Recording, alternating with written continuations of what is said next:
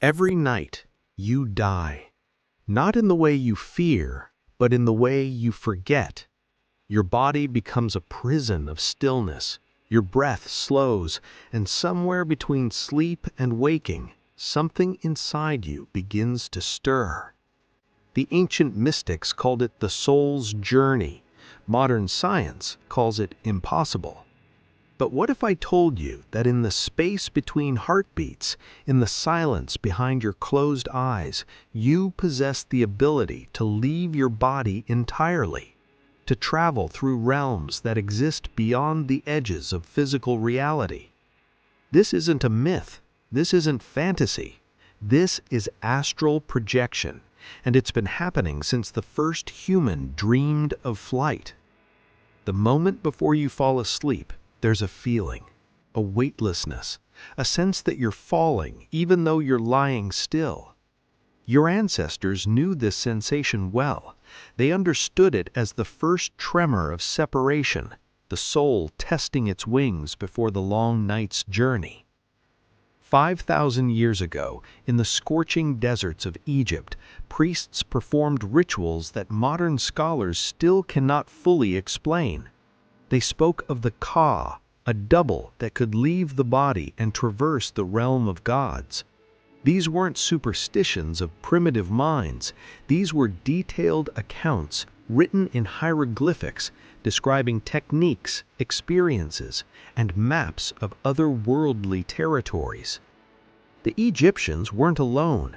In the caves of Tibet, monks developed practices so precise they could allegedly choose the moment of their soul's departure.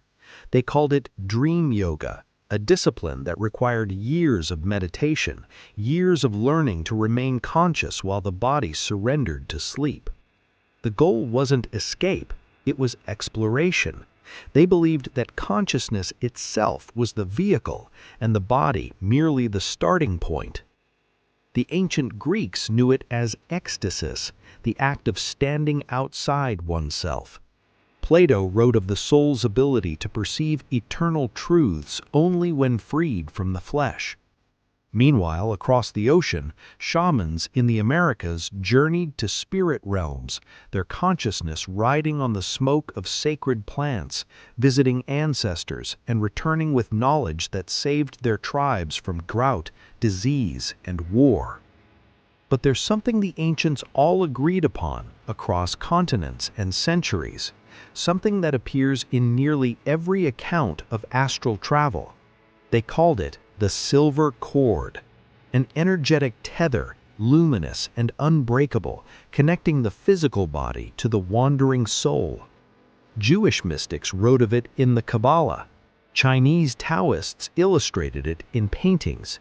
It was described as radiant as moonlight, elastic as thought itself, stretching across infinite distances, yet never severing. As long as this cord remains intact, they said, you can always return. The fear isn't leaving, the fear is forgetting the way back. That those who've experienced it say the cord knows the way home better than any compass. It's a lifeline woven from the same fabric as memory itself, impossible to lose, because you are in essence following yourself back to where you began. In 1943, a man named Robert Monroe experienced something that would change his life forever. He was lying in bed when suddenly, without warning, he felt a tremendous vibration coursing through his body. Then he was on the ceiling, looking down at himself. Terrified, he sought medical help, psychiatric evaluation, anything to explain what was happening. But the doctors found nothing wrong. The experiences continued, and eventually Monroe stopped fighting them. He started taking notes. Monroe documented hundreds of out-of-body experiences over 3 decades. He founded an institute dedicated to studying consciousness, developed audio technologies to induce these states, and wrote books that transformed how Western society viewed astral projection. But he wasn't the only one. Thousands came forward with similar stories. The pilot who watched doctors resuscitate his body from above the operating table, The woman who visited her sister 3,000 miles away and accurately described the room she'd never seen. The child who drew detailed maps of places he'd never been while his body slept. Then there are the near-death experiences. Millions of people worldwide report leaving their bodies at the moment of clinical death. They describe tunnels of light, deceased relatives, and an overwhelming sense of peace. Skeptics attribute it to oxygen-deprived hallucinations, but some of these people recalled conversations happening in other rooms, described objects placed on high shelves they couldn't possibly see, and returned with knowledge they shouldn't possess. Science struggles to explain this. The mystics simply nod and say, "We've been telling you this for millennia." So what does it actually feel like? Imagine this. You're lying in bed, practicing the techniques you've learned. Your body grows heavy, impossibly heavy, as if gravity has doubled. Then the vibrations begin. It's not a gentle sensation, it's a roaring electric surge that moves through every cell. Your heart races, your instinct screams to move, to stop this, but you've learned that movement breaks the state, so you surrender. And in that surrender, the vibrations intensify until suddenly they stop, and you realize you're floating. The first time is disorienting. You're weightless but aware, formless but somehow still yourself. The room looks familiar but wrong, as if you're seeing it through water. Colors are more vivid, darkness is darker, and you instantly understand that the rules have changed. Walls are suggestions, distance is negotiable, thought becomes motion. You think of your hand and you see it materialize, gossamer and light. You think of the door and suddenly you're moving through it like smoke. Some travelers stay close to home, exploring their house from impossible angles. Others report flying through cities, soaring over familiar streets with the freedom of dreams but the clarity of waking life. And then there are those who go further, who discover that the physical world is only the first layer, the outermost realm of a far vaster reality. The ancient texts speak of layers, planes of existence stacked like pages in an infinite book. The first plane mirrors our world but feels dreamlike, unstable. The second is where thought takes form, where your expectations shape reality moment by moment.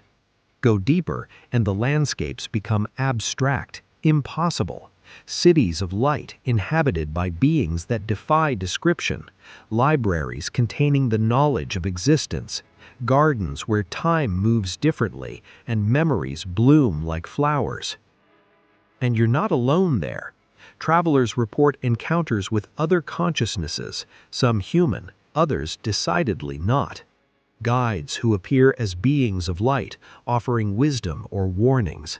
Deceased loved ones who feel impossibly present and real. And stranger things, entities that exist in these realms as naturally as we exist in ours, beings curious about you as you are about them. The question isn't whether they're real, the question is what reality means when consciousness leaves the body. Some describe encountering their higher self, a version of consciousness unbound by ego or fear, who shows them their life from an eternal perspective. Others speak of the Akashic records, a cosmic repository where every thought, action, and possibility is stored. They return from these encounters forever changed, burdened with the impossible task of explaining the unexplainable, of fitting infinity into words. But what of the dangers, the warnings whispered in occult circles? Can you get lost? Can something take over your body while you're away? The truth is more nuanced than the myths. The silver cord, according to every documented account, has never broken. The body appears to possess a natural defense, jerking back to consciousness at the first sign of genuine threat. What's dangerous isn't the practice itself, but approaching it with fear or unstable mental states. Fear manifests in the astral realm. Your nightmares become neighbors. The real danger is losing sight of balance, becoming so enamored with astral exploration that the physical world feels like a prison. The mystics warned of this. They taught that the goal isn't to escape the body, but to understand it as one vehicle among many, to honor both the material and immaterial aspects of existence. The journey isn't about leaving, it's about expanding what you consider to be yourself. So why? Why would evolution or divinity or whatever force shaped consciousness grant us this ability?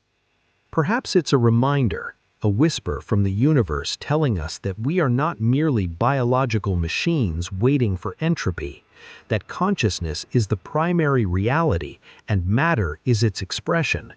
Or perhaps it's simpler than that. Perhaps we were always meant to explore, and these invisible realms are the final frontier, the undiscovered country that exists not light years away, but millimeters beyond the threshold of perception. Tonight, when you close your eyes and feel that strange sensation of falling, that moment where your body twitches and pulls you back, remember this: you've touched the edge of something profound. The ancients spent lifetimes trying to master what your consciousness does naturally every time you dream. The only difference between dreaming and astral projection, they say, is awareness. One is unconscious exploration, the other is deliberate flight. Whether you call it astral projection, lucid dreaming, or the soul's journey, the experience points to a truth that every mystic, every shaman, every consciousness explorer throughout history has tried to communicate. You are not your body. You are the awareness that inhabits it. And that awareness, that essential you, is capable of experiences that transcend every boundary you thought was absolute. The question isn't whether astral projection is real. The question is whether you're ready to find out for yourself. Sweet dreams, travelers, or perhaps I should say, safe flights.